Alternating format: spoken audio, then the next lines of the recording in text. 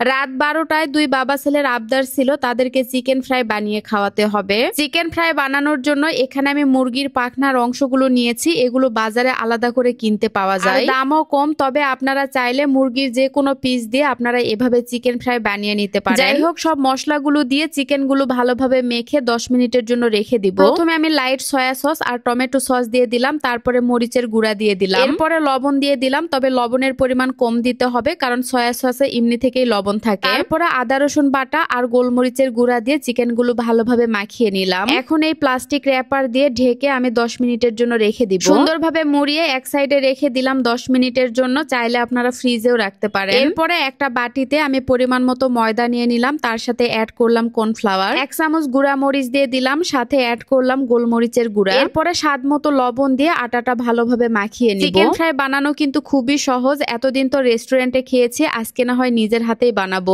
ঘরে বা হাতের কাছে যে মশলাগুলো থাকে সেগুলো দিয়ে কিন্তু মজাদার চিকেন ফ্রাই বানিয়ে নিতে পারবেন খুব সহজেই। কড়াইয়ে আমি বেশি করে তেল গরম করতে দিয়েছি, এই ফাঁকে চিকেনগুলো ময়দা দিয়ে ভালোভাবে মাখিয়ে নিচ্ছি। বেশি ময়দা যেন উপরে না থাকে সেই দিকেও খেয়াল রাখতে হবে। বাসায় যেহেতু সয়াবিন তেল ছিল না, তাই সরিষার তেলেই চিকেনগুলো ভালোভাবে ভেজে নিতে হবে। একটা করে চিকেন দেওয়ার সাথে সাথে সরিষার তেলের ফেনা উঠেছে, কিছুই আর দেখা যাচ্ছে না। এগুলো সয়াবিন তেলে ভাজলেই ভালো হতো, কিন্তু যেহেতু অনেক রাতে আমি চিকেন ফ্রাই বানাচ্ছি তাই এখন আর সয়াবিন তেল পাওয়া যাবে না। ফেনা উঠে তো পড়ে যাচ্ছে। যাই হোক, অবশেষে আমি চিকেনগুলো ভালোভাবে ভেজে নিয়েছি। হালকা একটু কালো হয়েছে, তবে ভিতরে ভালোভাবে সিদ্ধ হয়েছে। যাই হোক, তারপরে একটা কড়াইয়ে আমি কিছু বাটার দিয়ে দিলাম আর রসুন কুচি দিয়ে দিলাম। এবার টমেটো সস দিয়ে দিচ্ছি, তারপরে দিয়ে দিলাম সয়া সস, তারপরে সামান্য একটু চিনি দিয়ে দিলাম আর একটু ভিনেগার দিয়ে দিলাম। আপনারা চাইলে এখানে লেবুর রসও অ্যাড করতে পারেন। সসগুলো 2 মিনিট জাল দেওয়ার পরে এখন চিকেন ফ্রাই গুলো এর মধ্যে দিয়ে দিলাম। সসের পরিমাণ আর একটু বেশি দিলে ভালো হতো, কিন্তু বেশি সস ছিল না তাই অল্প করেই দিয়েছি। একটা প্লেটে উঠিয়ে নেওয়ার পরে ডেকোরেশনের জন্য উপরে কিছু তিল ছিটিয়ে দিলাম, তারপরে কয়েকটা ধনিয়া পাতা দিয়ে দিলাম। ফ্রাই করার পরে কিন্তু দুই বাবা ছেলে অলরেডি খেয়ে ফেলেছে। তারপরে এই তো দেখেন আপনাদের ভাইয়াকে দিয়ে দিলাম, সে তো অনেক বেশি খুশি হয়েছে। রাত 12টা থেকে তারা অপেক্ষা করছিল এগুলো কখন বানানো হবে আর তারা কখন খাবে। বাসায় যে এত মজা করে চিকেন ফ্রাই বানানো যায় আমি ভাবতেই পারিনি। দেখতে আপনাদের কাছে যেমনই লাগুক না কেন, খেতে কিন্তু ভীষণ মজার হয়েছিল। আপনাদের ভাইয়া তো বলছিল